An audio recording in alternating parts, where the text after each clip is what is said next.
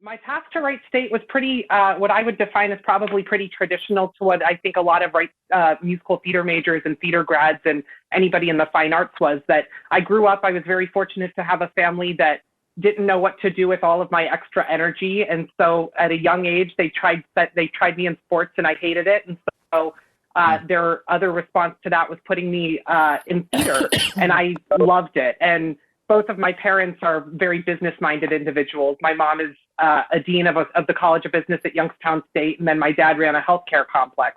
So I've kind of always grown up bridging left and right brain. And so when I was in high school and all of my theater friends were going off to college for musical theater programs, I kind of assumed that's what I would do.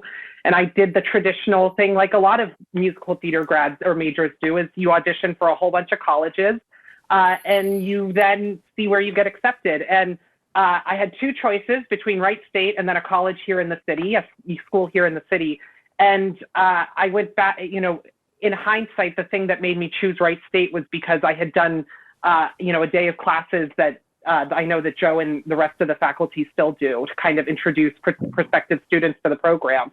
And so I felt at home there, and I chose Wright State as my university, and it was the best decision I could have ever made, and probably one of the best decisions I will ever make in my life. My time at Wright State is so special and was exactly what I needed. So through my 4 years there, with each passing year, I ended up running the directing lab, which is the student-run theater on campus. And then the summer between my sophomore and junior year, when everybody was auditioning for all of the big summer stock theaters, I really kind of wanted to take a left turn and decided I wanted to really find an internship here in New York. And so I emailed a lot of my friends, a lot of past graduates, asked for, who the agents were, managers, if you had contacts with any producers. And fortunately, through a lot of very lucky and privileged friends and colleagues, I got connected with Seth Rudetsky, who's a Broadway personality and music director and a host on Sirius XM. And Seth responded really quickly to me, and I ended up spending the summer between my sophomore and junior year in New York interning and as Seth's assistant. And from that, I created a really solid friendship with him, and I kept in touch with him for my final 2 years at school. And the spring break, because we were on quarters while I was at Wright State instead of the semesters. Over spring break, we had what was called the Senior Showcase, where Joe and Greg brings the whole senior class to New York, and we everybody does their 2 minutes for casting directors and industry people. And while I was here over spring break, I saw Seth again, and I went to go see an off-Broadway show that he had written. And I sat next to a producer who I had recognized as having a very established career. Her name is Daryl Roth, and she had just finished producing The Normal Heart, a revival of The Normal Heart, which had received a lot of critical acclaim. And I heard her talking with her guest for the evening, saying how she didn't want to really interview this prospective employee the next day, and I was feeling particularly ballsy and said, well, why don't I save you an hour of your time and you can just hire me instead? And so she responded very well to that, fortunately, in hindsight. And I ended up in her office the next day, and it was this, 22-year-old boy from the Midwest going up to an office on the 27th floor of Carnegie Towers, and sat in her beautiful office, and next to her countless Tony Awards, and on her wall she had all of her Tony Award nominations, and she holds the singular distinction for producing more Pulitzer Prize winning plays than any other producer in history, and had a really wonderful afternoon. And I left that afternoon having an internship with her at the end of my college, at the end of my senior year. Now, because it was the quarter system, I still had to go and finish one more quarter at school before I could take her up on her internship. And fortunately, the amazing faculty was very flexible when I got a call from her asking me to come up a few weeks early and start my internship with her. Ultimately, my time at school, in hindsight, prepared me so remarkably well for this business, because the thing that Wright State does exceptionally well, and I feel having a number of years in the rearview mirror, I think the thing that Wright State does exceptionally well in comparison to other musical theater programs or theater programs in general is that the faculty cares about every single student as an artist individually, and not just where you fit into the business, and not just where you fit into the commercial aspect of the business, but what's going to be the most soul fulfilling for you. And so that senior year where Joe and Greg and everybody allowed me to come up and leave school early to work in this internship, they also, that entire 4 years, were so flexible and inspiring of me to fulfill whatever my whatever my heart desired. And so for one of the summers, and while I was there and throughout a few of the years, I was able to work with the human race in school. And that me taking those opportunities meant that I wasn't necessarily able to do the shows in the department. But again, because the supportive environment that I got, just allowed me to really feel like the earth was my oyster, and so that I could really go and fulfill anything that any dreams that I came up. And so I really appreciated that. I'm trying to think of how I can tie this into where I am now. So ultimately, when I got to New York and worked with Daryl, I realized also that I have terrible ADHD, still do, and that an office job was in a producing office was not sitting well with that ADHD. And so I called Seth, who also has ADHD, and we started talking again about different opportunities and ideas that he had in his head, which led to me producing and general managing an off-Broadway musical for him, which ended up being taken to Broadway. And basically my entire trajectory and all of my opportunities have really stemmed from me being able to say yes and to anything that came up, and being ready and prepared to do so. And those are inherent skills that were fostered and really nurtured in my time at Wright State, is the ability to just go with the world and the universe as it continues to present opportunity, but also not assuming that opportunity is always going to be present, and figuring out how to make those opportunities for myself and creating my own path, and being prepared and being ready for when those opportunities do present themselves, so that I can really take full advantage of them. I'm sure we'll get into more specifics, but I do much better in a Q&A style. So please keep asking questions as they come up, and we can keep chatting about it. Brooke, what else you got for me? I mean, that's pretty awesome. Does anybody else have questions immediately they want to ask, or what are some things you're kind of currently working on, or that you can share? And also, kind of sadly, how have you navigated the pandemic? And I know the arts industries have really been hit very hard the last year. So can you talk a little bit to that too? Yeah, it's like all of us, it's been a really hard year. Broadway has been completely shut. We were the first business shut down, and we'll be the last one to come back. So fortunately, though, I think that out of all of my passions and my experience has actually kind of really been perfectly aligned for this particular moment. One of the things that I've been really passionate about, and it's, again, because of my experience growing up in Ohio, is that I didn't really have a lot of direct access to Broadway. And so I grew up really falling in love with theater through recordings, cast albums, the Mary Martin, Peter Pan, and finding those recordings. And so when I moved to New York and started producing theater, one of the things I was really passionate about was expanding the reach of Broadway so that people who were either economically prohibited from seeing it or geographically prohibited from seeing Broadway shows could still be exposed to it. And so with Allegiance, which was a show that I worked in the lead producing office on, we actually did a Fathom event. We filmed the show while it was still on Broadway, and then a year later, we released it in 600 movie theaters across the country. And so that's been this idea of Broadway extending in film, creating a bridge to the digital landscape has been something for years I've been very passionate about. And so now, ultimately, the pandemic has allowed me to do a big I told you so dance to the rest of our business, who maybe did not prioritize it in the same way that I did.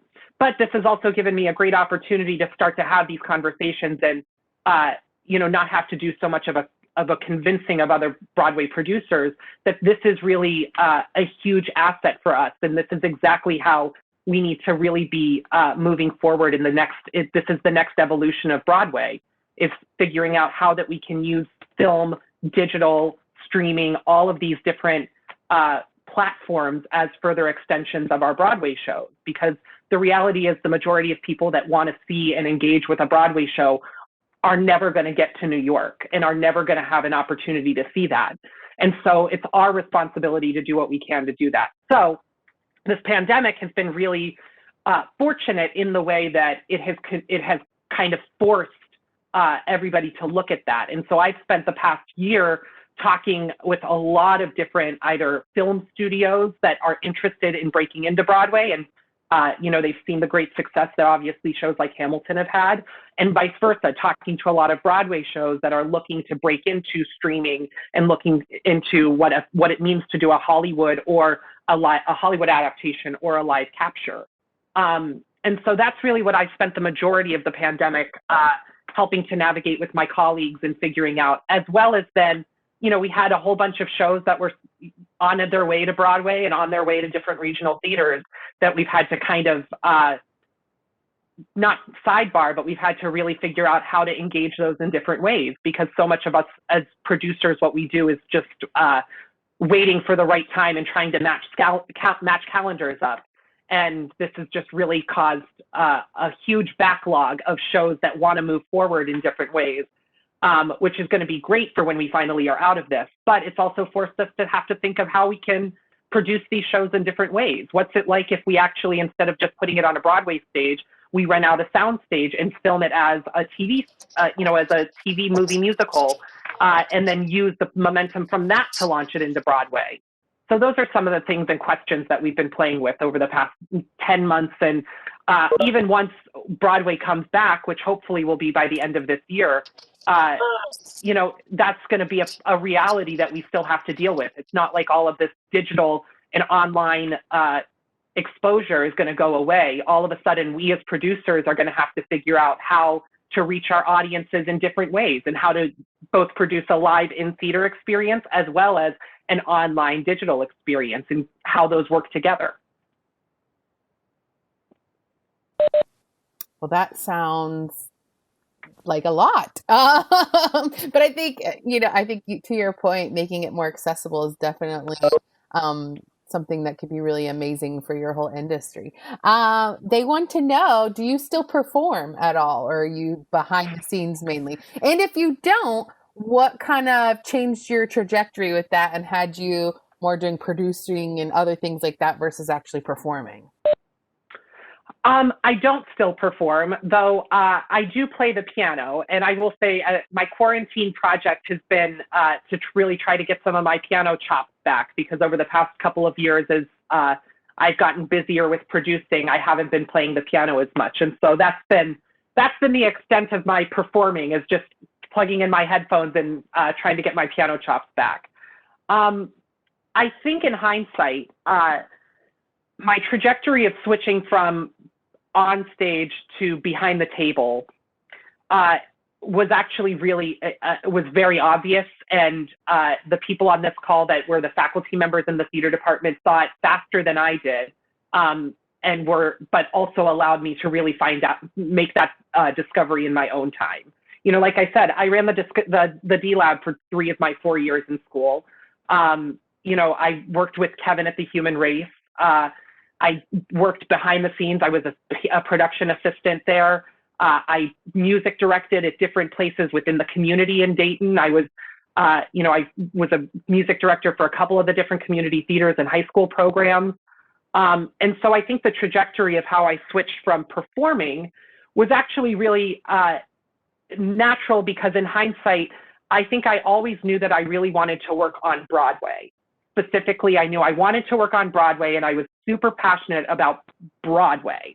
And in hindsight, I wasn't clear enough with myself about what that meant, or I didn't know enough about how to focus that goal. And ultimately now my path has allowed me to work on multiple Broadway shows at once and really be in a position where the thing that is the most exciting to me about what we do is how collaborative it is, that I'm in a position where I know every single person that works on a Broadway show, everybody from who's every musician, every crew member, every cast member, then who's advertising the show, all the way up to who's producing the show and what that all looks like. And so I think in hindsight, my passion was really about making theater happen. And Wright State allowed me the perfect outlet to experiment with that on a smaller scale, and that I was able to just kind of keep scaling that up with each different opportunity that I was able to grab. That's awesome. So all of your productions I know are kind of like your children. But if you had to maybe pick a favorite or one that or resonated with you for a certain reason, or who would that be? Which one would it be? I won't fully answer that. I will dodge it because it's kind of like every different show has a different, speaks to something differently. I will say, like when I saw The Inheritance in London, that was one of the most spectacular theatrical experiences that I have ever had. And it's a day, because it's two plays that you see in one day, and that experience and the focus of that show and what it means about the importance of connection and community, that is spectacular in itself. Hadestown is pretty remarkable in a million ways because, like also Allegiance, it sadly seems to become more and more relevant with each passing day because of our current political climate. And Hadestown is about the fight of art versus commerce, as well as how art can break, the power of art. So I don't really have a favorite thing. I have different things that each show speaks to me about, and that I look for in any theatrical experience, not even just ones that I produce, but things that I respond well to. And I think it's really important that I imagine and assume that the majority of people on this call are in the arts in some way, or even if you're not in the arts, but regardless of your business, we all identify with certain stories and certain things that hook us into whether it's our favorite movies, our favorite plays, our favorite music, whatever it is.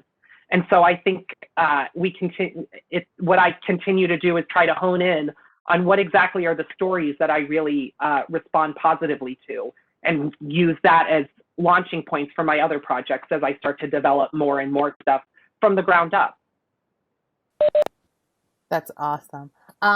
Somebody else would like to know, have there been producing opportunities that you've maybe passed on that you potentially either regret or, or that, you're kind of glad? I think maybe that speaks to what you just said, really aligning yourself with the things that speak to you.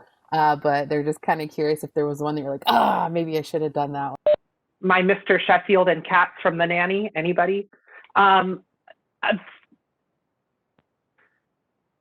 the top of my head, I really can't think of one, because I think I have been very fortunate and pretty focused about the shows that I've been involved on.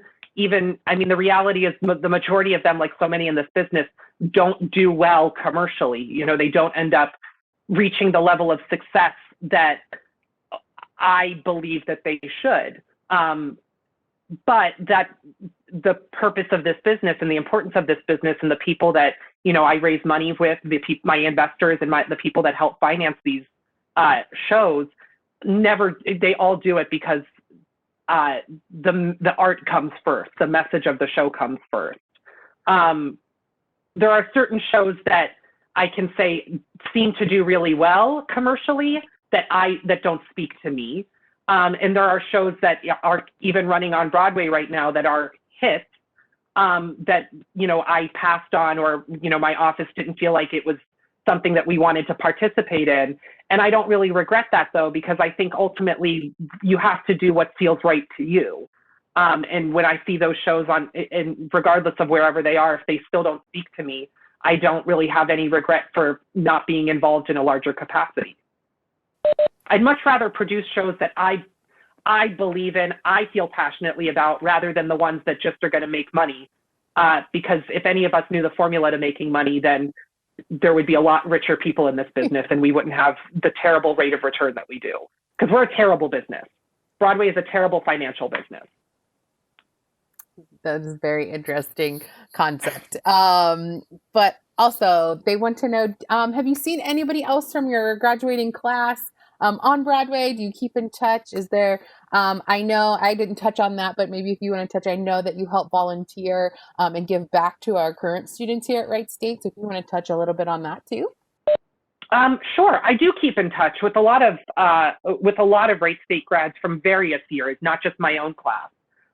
It's one of the, I mean, in a normal year, we would have been doing our reunion in May. It's one of the reasons it's my favorite thing to do. I love it because I think it's so important for Wright Staters to realize how deep the community is, particularly here in New York. Out of my specific class, I have not necessarily, I don't think any of my specific class has been on Broadway, but we certainly have had Wright State grads that continue to book shows. And even if they're not booking Broadway, we have a ton of Wright State grads around the world that are constantly working. And I think that's a really remarkable thing for a program like Wright State, where, like, again, you know, there are these other schools and these other theater programs that you know, are highly competitive, just like Wright State is. The students that they take in and the college experience that they give their students after 4 years is so different than the 4-year experience that Wright State gives. It's so much more personalized and it's so much more based on personal growth. And it's really remarkable for a program that is focused like that and is so much more about the individual growth of each individual student, that then sees those students going out around the world and performing in the entertainment space. And even if that means that people are not necessarily performing around the world, we have tons of Wright State theater grads, and I only will say theater because I'm not as familiar with the motion picture and dance alums, but the theater grads are truly around the world. They're working on cruise ships. They're working on, you know, they're doing national tours, both Broadway and non-equity. They're everywhere. And I think that's really remarkable that an area like Fairborn, Ohio has such a, did I cut out there? I hope I didn't. I'm going to just keep talking. That a program in Fairborn, Dayton, Ohio has this pipeline that is putting out internationally competitive artists in all of their fields. And as somebody who sees the output from all of these other programs and talks to and works with, I can also say that I think the graduates of Wright State are also not nearly as scarred by their college experience as some of these other programs are as well. So I do keep in touch with a lot of my classmates and a lot of alums that I didn't even go to school with. One of my closest friends, I think we missed each other by like 3 years. But now we're just going on walks every weekend, but we used to do dinner all the time and go see shows. That's awesome. They also want to know, they know that New York City is the place to be for Broadway and a great place in general, but is there anything you happen to miss about the Midwest or Ohio or being here? To be honest, for me, not so much. I think that I was always a New Yorker that just happened to be born in the Midwest and grew up in the Midwest. And I truly couldn't wait to get to New York. I was fortunate that I had a support structure. I had a support group here. I never really felt the big city intimidation that I think a lot of people from the Midwest do feel. I will say the Midwest, there is still part of the Midwest in me, which is in the way that I behave with others. I think that I have a much more optimistic, generally ongoing optimistic outlook. And I think politeness, basic manners, and I know that's an eye roll and that's ridiculous. But I think a lot of the reason why I am able to maintain such solid working relationships is because of just what I view as basic human decency. And I think that there's a lot that goes a long way. So regardless of whatever larger market somebody might want to move into, those types of Midwest values are going to go a lot farther than I think you might initially think when you're looking at breaking into a larger, just a larger city. That's awesome. They also want to know if you can kind of talk about your producing process in that, how do projects get in front of you, and how, I know you've kind of already alluded to, like, you really want to make sure you're aligned with it, but, you know, how do you decide if you're going to invest or invest with someone to work on a project? And are you invited to workshops, or do you look at scripts? Like, how does that process happen for you? Yes to it all. So producing is a super vague term, and it can mean everything from I help raise money and help to finance a Broadway show, which is what, you know, with Hadestown or Slave Play, I wasn't the lead producer. I didn't find the show early on and then push it to Broadway and decide and make the final decisions on all of the marketing and everything, though I certainly, you know, was involved in meetings and had input and everything. But then there's a show like Allegiance or a few other shows that would not have the same level of recognition, that you do find, you know, you either have the idea or you see in a very raw form, whether it's just a script and demos, whether it's an early reading or a workshop. And then if I decide to be a producer on that, that's really being the engine, as well as, you know, coming up and helping to build a infrastructure. Maybe I'm helping to play matchmaker and figure out who on the creative team, you know, if we need to hire different members of the creative team and everything. And so I find projects in a variety of ways. That's everything from I go to a ton of readings. Normally, when we're not in COVID, I go to a ton of readings. I see a ton of theater. I see the shows that happen at every off-Broadway theater. I read a lot. That's kind of something I'm looking to do a little bit more of, is starting to find, you know, explore more about what that pipeline between making a book into a play or a musical looks like. But it's really just being, you know, again, all of us are storytellers. We're just so finding all of these other mediums for storytelling and thinking about how would that translate specifically on Broadway? What would that look like? That's awesome. And then they also kind of want to know, which I think, because again, we've got some students on here trying to learn a little bit more too.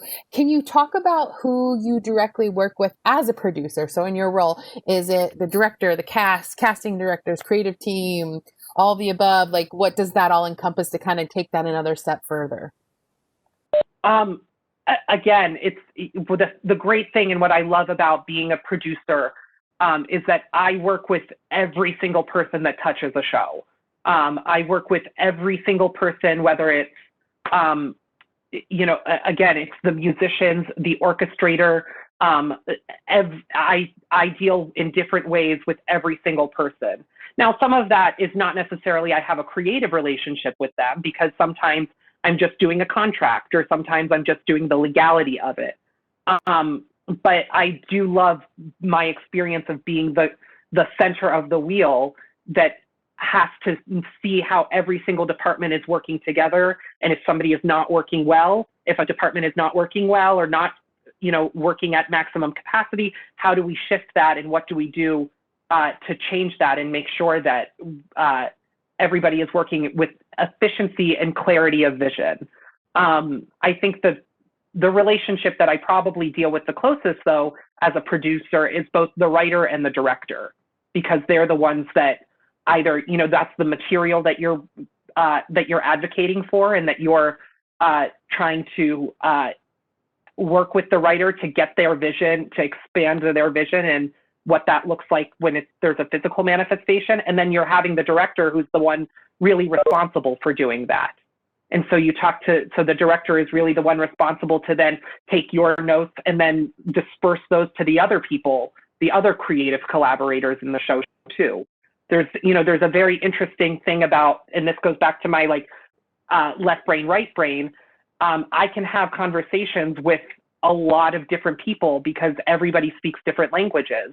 And because of my experience at Wright State and how well-rounded it was, that I have experience of working as a music director and playing in the pit, and I have experience with directing and producing in the directing lab.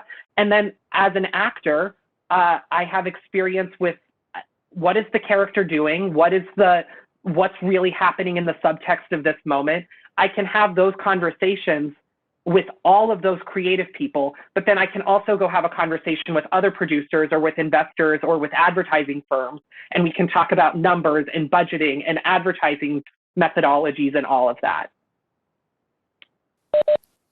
That's awesome.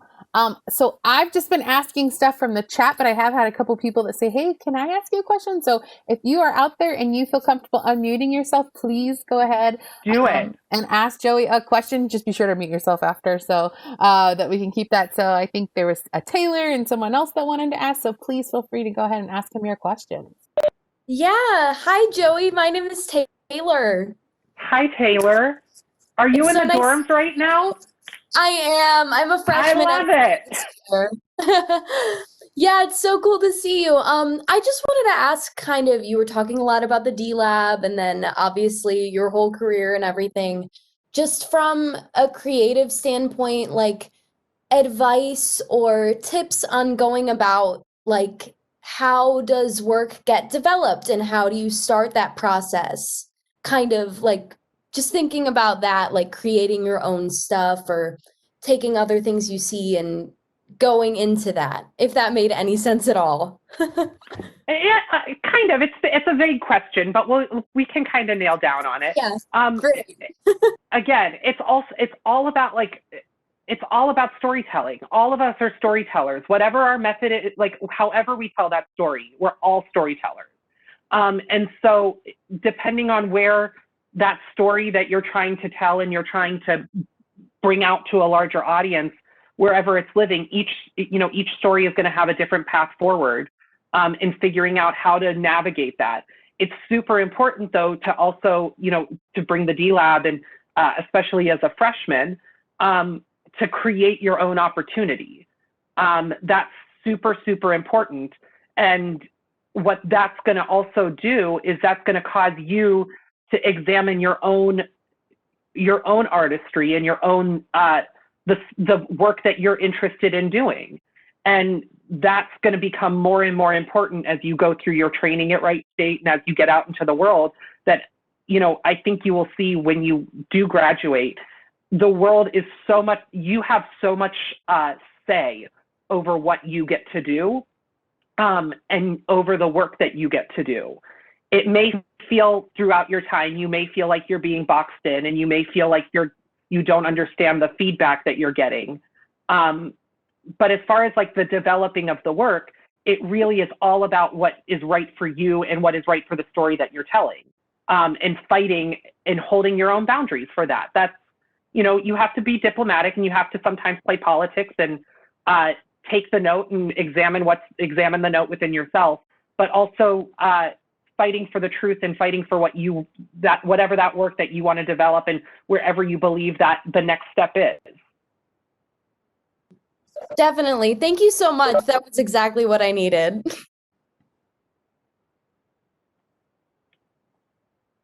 Who else we got? I know there was like an Anderson. I have a question. Yeah, that's me. Hi, Anderson.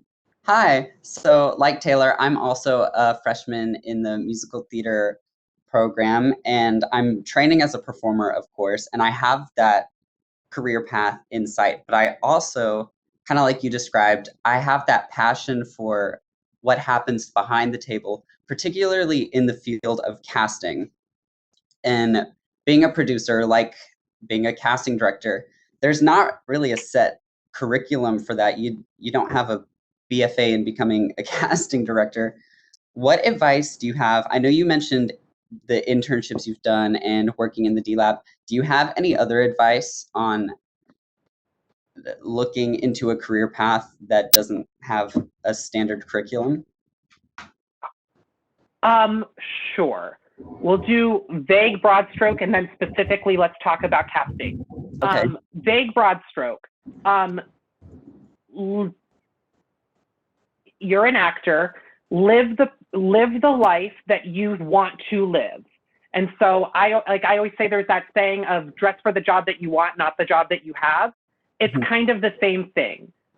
If there is something that you envision yourself doing, or there is something that you envision, there is a role or a life that you envision living, do whatever is within your power to live that life.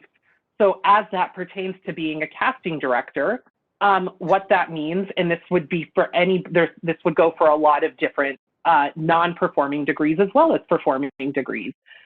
You have to be good with names. You have to see a ton of work and absorb a ton of work and then analyze that work. What makes this actor really successful in this role? What do they uniquely bring that gave them that job over anybody else that may have looked like them? Or there's always somebody better. We know that. You're an actor. You know there's always going to be somebody better for the job that's more talented, prettier, whatever it is. But something about you or something about that person got them the gig.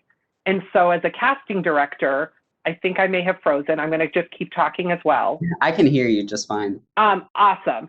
So as a casting director, what you do is you're going to be the person that says, you know what, looking at the character, reading the script, there's something about this character that really reminds me of this person.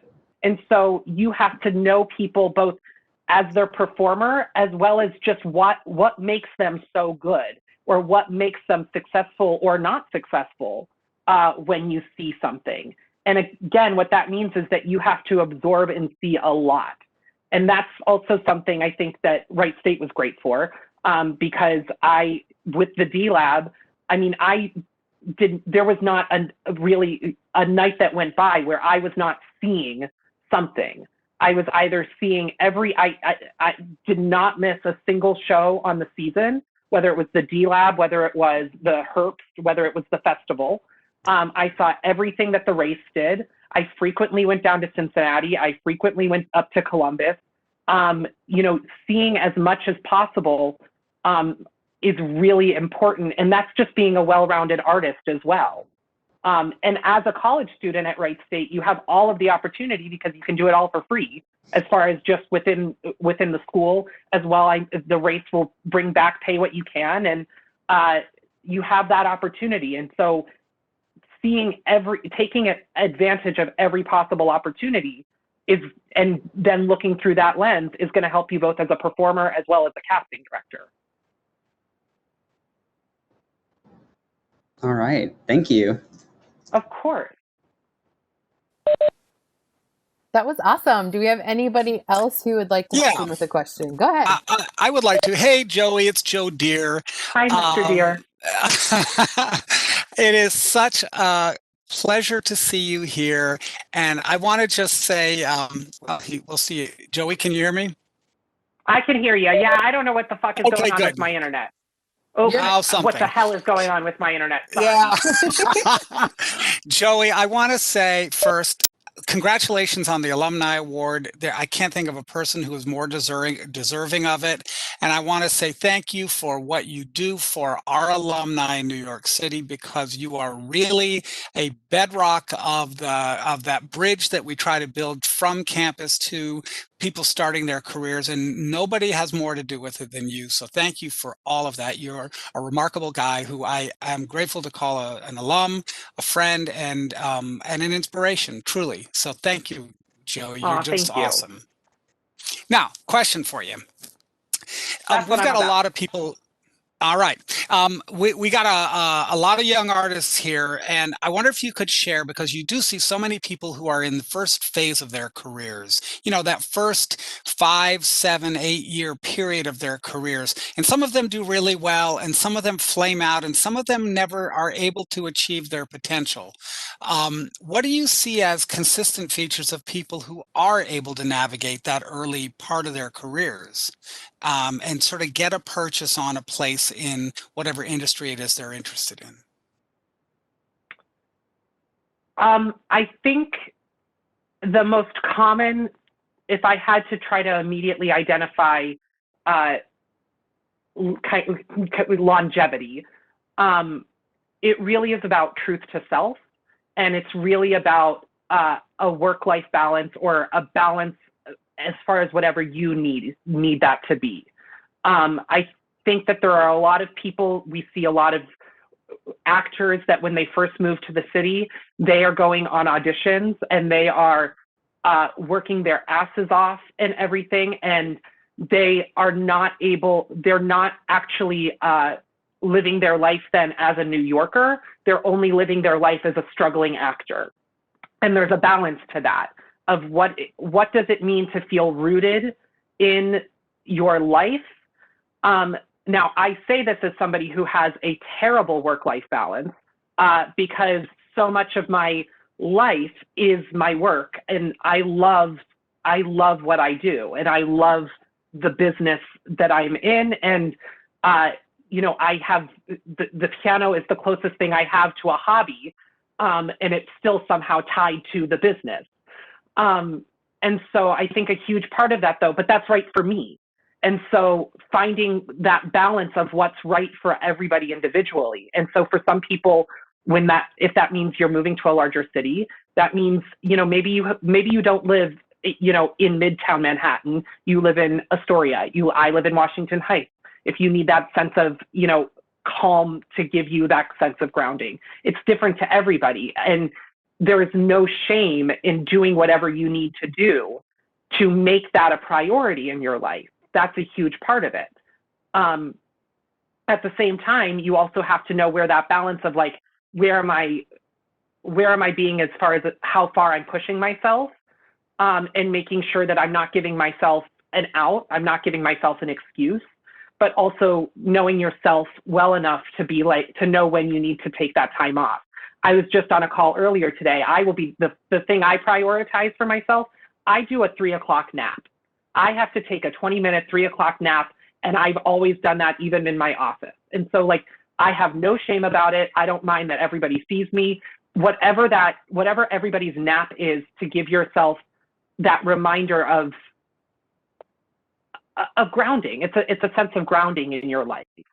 And I think the people that we see that experience that longevity or experience that success, whatever that means, are the people that know how to prioritize, and are the people that know how, are the people that are true and honest and hold themselves accountable, but also are flexible and kind to themselves.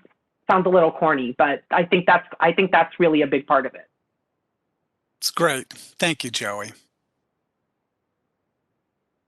I think I saw somebody named Rima chime in earlier too. Was there a Rima? I'm sorry if I'm mispronouncing. Hi. Yeah, go ahead, Rima. Okay. Hi, my name is Rima. I had a question. Okay, I have 2 questions. 1, what is Jeremy O'Harris like? He's really cool. And 2, what about slave play stood out to you? You know what I mean? Because obviously you're a producer, you're taking risks and stuff. So what about slave play really stood out to you? Because that's really awesome. That play is just really amazing. But yeah. Oh, I'm so glad you enjoyed it and that it was that powerful to you.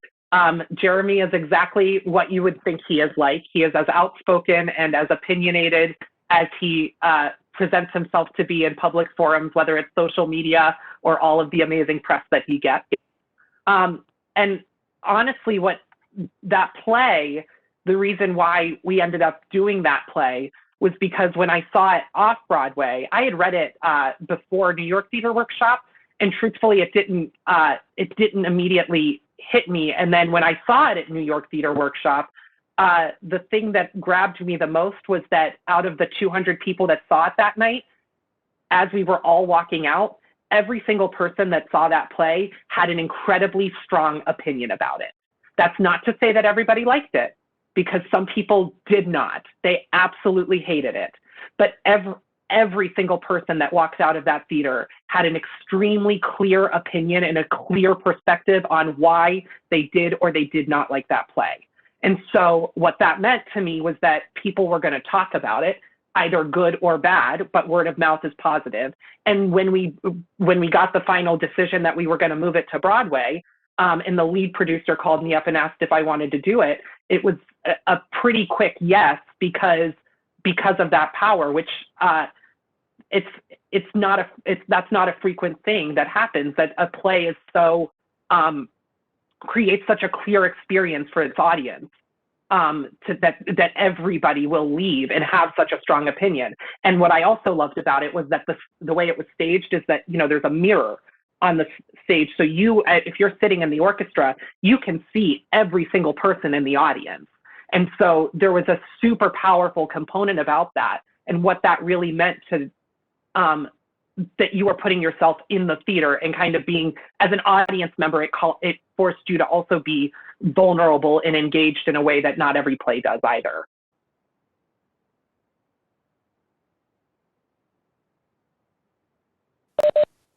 That's awesome. What else? Yeah, it's an awesome play. I'm sad. It was supposed to, I don't think we announced we did announce it's going to go to LA, and then it's going to come back to the East Coast, but we had a few other productions that got scrapped because of COVID. So I hope we can reline them up, because it's a super awesome play. Thank you. All right. Does anybody else have a question? I have a quick question. Okay, go ahead. Hi, Joey. Deb Thomas, hello. How are you?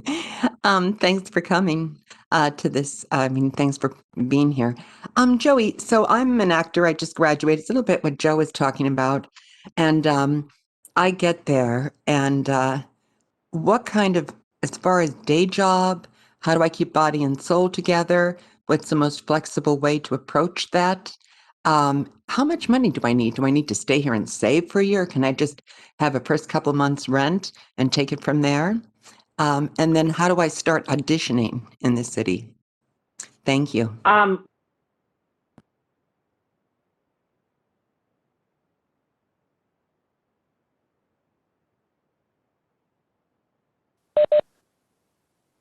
We might have. I think the number one, am I back? God, this stupid. You're back. You're back. We can hear you. Apparently it's taking a 6 o'clock cocktail with the rest of the world. So I think the number one question that seniors have, or that people that want to move into a larger market, whether it's New York or whatever metropolitan area, is how much money do I need? And so some people feel like they need to save and save and save and save. And I personally do not think that's the case. I think what you need to do is you need to have enough money to pay for your first month of living expenses, pay for your rent, pay for your food, and pay for your laundry, get here, and then figure the rest out. I think that, the longer you wait, the less likely you are to make the final leap, because, the more distance you give yourself, the less pressure you're putting on yourself. And so there's a line between holding yourself accountable and giving yourself the out. How much money that is, it differs. It differs on where you want to live, what's important to you. Hopefully, every senior, particularly if you're a senior, but even if you're not a senior, whatever you can do to try to get up to the metropolitan area that you envision living in before you graduate is an important thing to do. Whether that's, don't wait for Senior Showcase to be the first time, whatever that is. And so, there's different neighborhoods have different rents and have different living expenses. But doing your research, and with the internet, everything is so much more, all of the information is at your fingertips. Survival jobs, there's a variety of them. Basically, if you have a skill that you can make money on the side, you can exploit that when you move to the city. If you are a good tutor, you can tutor. If you play the piano, you can play the piano. If you don't have any of those marketing skills, like designing websites or something, then you can do a traditional day job. The important thing about day jobs is you have to, in New York, it's really easy to make money. You know, the cost of living is higher, but we don't have minimum wage jobs that are $7.50 here. The minimum wage in New York now is $12.50. And so you actually find out that if you start bartending, it's not crazy to, you know, make a couple $1,000 a week if you're serving at the right bar. Now, the problem with that becomes you're serving at a bar. So you're working late nights, which means you're probably not camping out to be the first in for those auditions. You're screaming over a lot of people. So you're probably not being very vocally healthy, and that's probably not a great thing for your audition technique and your own instrument's health. And so you have to kind of weigh all of that. And you have to hold yourself accountable for why did you move to New York? Did you move, or whatever area you moved to? Are you moving to the city because you want to live in a larger area than you grew up in the Midwest or wherever you grew up? Totally valid, that's a possibility. Or are you moving to a larger area because you really want to compete in that pool? You really want to try to climb that ladder into that art form, whether it's Broadway or film if you move to LA, or if you move to any of the other smaller markets.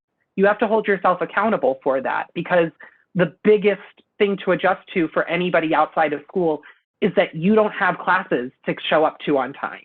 You don't have anybody pushing you. And all of a sudden, as we've had to figure out, everybody, myself included, has had to figure out in COVID, what does that look like all of a sudden when your schedule is completely yours? All of a sudden, you are the only person that's making sure you're doing your warm up, that's making sure you're attending your auditions and all of that. I know myself well enough that I'm a creature of habit. I need a routine. I'm fortunate that I have a large enough New York apartment where I have this office. So every day through the pandemic, I've been able to maintain my own routine where I still wake up at the same hour, I shower, I do my coffee, and then I come into the office and I sit and I work for the day. But everybody when you have to hold yourself accountable to that. And that's a huge part. And to speak to the longevity question, as you're doing that and as you're holding yourself accountable, you also need to be prioritizing about what that work-life balance is and what does that mean for yourself. If you're working in Midtown, maybe you don't want to live in Midtown. Or conversely, if you're working in Midtown, maybe you want to live in Midtown because you don't want to take the train. You don't like the commute time. Like, there's pros and cons, but you have to be honest with yourself in figuring out what that realistically looks like.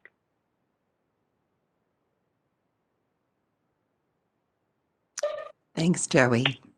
I have a quick question. We're so lucky here, because I am being specific and brass tacks about this. We have this good fortune to have all of this wonderful practice rooms to, do our things. So how do you suggest keeping fresh? Because I understand things are a little bit expensive, getting rehearsal studio and so on and so forth. Thanks. Yep. They're not, you pay for the time. Imagine, to put it into perspective for all of your current students, imagine every time you're in a practice room now, or imagine every time you're in a dance studio, somebody paid for that. We have them in New York, and though who knows what it's going to look like in the time after COVID, because every day more and more places are closing. But to find a practice room in Midtown, you pay by the hour for that. There are deals to have, but that's the case. If you get a dance studio, those cost more money. And so figuring out how to prioritize your finances, which is also something that while you're at school, you can really use that as the opportunity. Now, I also want to acknowledge that my experience at Wright State and before Wright State and into New York is coming from a place of great privilege. And so I also want to acknowledge that I had a lot more flexibility than even some of my peers that while they were at school and once they moved to New York. That being said, unfortunately, while we continue as a business and as an industry to grapple with how do we expand opportunity for everybody, it is still a business that's rooted in these aspects of white supremacy and economic privilege. And so that's an unfortunate reality of what we are up against. And so everything that I've laid out here, I also acknowledge that takes economic privilege and stability that a lot of people don't necessarily have when they move to New York. There are ways to get around it, and there are ways to get discounted tickets, and there's ways to see free theater. But all of that comes into how are you prioritizing things? You know, where are you balancing that? We as a business, we expect you to be super informed, to know every show that's on Broadway, to know every person that's on Broadway, but that's expensive to do. And so figuring out how to balance the scale of that is a huge challenge, and it's not unachievable. And like I said, it's easy to make money and everything, but you also have to be aware of that inner debate and that inner challenge for yourself. Thank you. Okay. And in the chat, so you kind of alluded to it a little bit before, but you know, how hopeful are you about how the theater will come back? You know, after COVID, whatever that, how we even frame after COVID now, post-COVID life. And you had kind of alluded to that you were glad that some conversations and things that were starting to finally happen about new streams of ways to get these shows out there. If it doesn't come back exactly how it was before, you know, is that okay that it's something new or different after COVID? I hope it doesn't come back as it was before. What we had before was not a sustainable industry. It was not a sustainable practice. And what we had before had massive and huge systemic problems. Everything from our disadvantaging of BIPOC people in the industry to the financial aspects. Like I said, we are a terrible business. On a business, the statistic we frequently quote and somehow quote it with pride is that only 1 in 4 shows ever recoup their money back. And that's a terrible business investment. And so I am very hopeful that we are going to come back in a stronger position than we left. I think the reality is there is going to be a massive emotional affinity with theater that we did not have a year ago. That because I think, like I said, we were the first to close, last to reopen.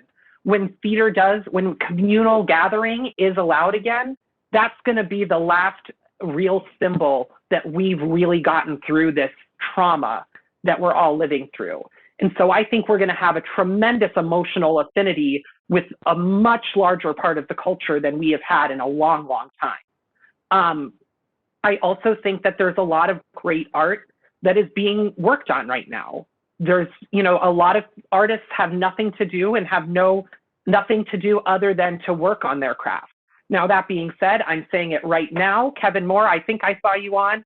I don't ever want to see it on the Racist season where it's a 2-person play about the disintegration of a relationship during the time of COVID, because I could not think of a less interesting night at the theater that we're all going to have. And I'm sure we're all going to see a whole bunch of movies like that.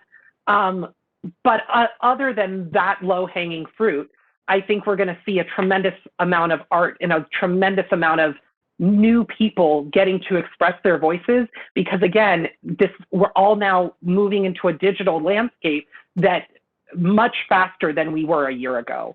And so this like Ratatouille musical, I don't know how many people were, caught that 2 weeks ago, but that's pretty remarkable that in the course of a month and a half, a musical that was totally crowdsourced by people under the age of 25 was able to raise $2 million like that.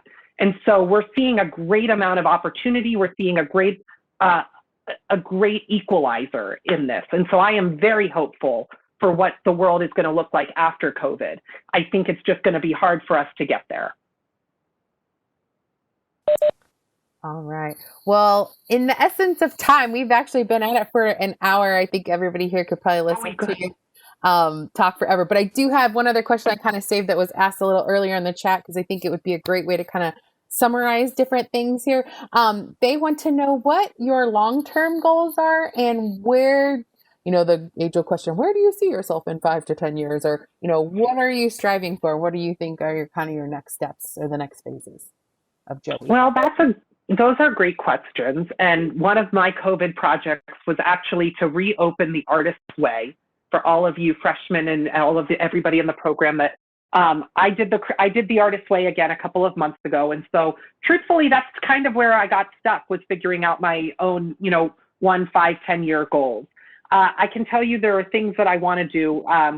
Like I said, I want to find a book, and I want to bring a book to the stage. That's something specific that I'm really interested in exploring and figuring out.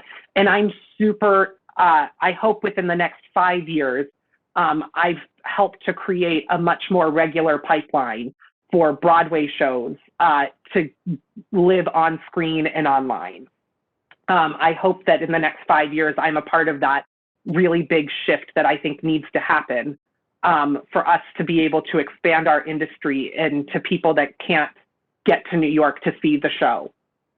And I think that I'm hopeful that I will be a big part of that conversation, because I'm having a lot of exciting conversations with other people in power that want to do that and see that as well. So I think those are the immediate where I see myself, and what I'm hoping to do is to keep on the path that the path that the people on this call actually helped set me on when I was at school, and that I feel like has been a pretty linear actual trajectory from that because of the solid foundation that I was given while at school. That's awesome. And I know that all of us are excited to see what you will continue to accomplish and come up with, and we will be cheering for you from the Midwest, very excitedly and enthusiastically. Any last words of wisdom you may want to impart either on the students that are on, or just in general, the art-minded people that are with us tonight? Students that are on, enjoy your time at school. It will be incredibly frustrating, but you have access to art every day of your life, and you have no idea what a privilege and how lucky you are that is a part of your daily existence. Because when you are out of school, you have to work a lot harder to have that exposure that you just have inherently every day. So that's the school, that's the current student. Everybody else, say yes and be good to people, because right now the world is a scary place, and we all need to have a lot more empathy to navigate it. And I hope that that's just something that's been on my mind, particularly over the past week, is the lack of empathy in the world, and how we as artists have a responsibility to continue to push that idea. And email me. You can email me, joey@joeymonda.com, if you have any questions or any follow-ups or anything. That's amazing. Thank you so much, Joey. You're getting a lot of claps if you haven't seen them. We really appreciate your time. I want to let all of you guys know that I see lots of claps on the side. Yay. And thumbs up. So you're getting lots of love right now. But I want to let you know that we are recording this. So as soon as the Alumni Association can get it up on our website, you can come back and reference it. If you know someone who couldn't join us tonight, it'll be available on our Alumni Association website. Really quickly, I'm going to do a shameless plug for some future speaker series as well.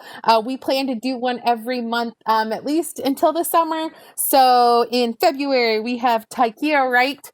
The date is to be determined, hopefully early next week. But she was on the Advisory Commission for Academic Excellence and appointed by President Obama. We have in April, we have a 3-time grad, Dr. Michael Robertson. We hope to have some LGBTQA, for Pride Month, a speaker, and lots of really cool different topics and things coming up. So I hope that you guys will stay connected to our website, wrightstatealumni.com/events, and will join us in the future. And with that, I just want to say thank you, everybody, for joining us. Thank you so much, Joey, for your time. Excited to see what you come up with. And everybody have a really great evening, okay? Thank you, guys. Bye, everyone. Thank Bye. Thank you. Thank you, Joey. you. Thank you so much.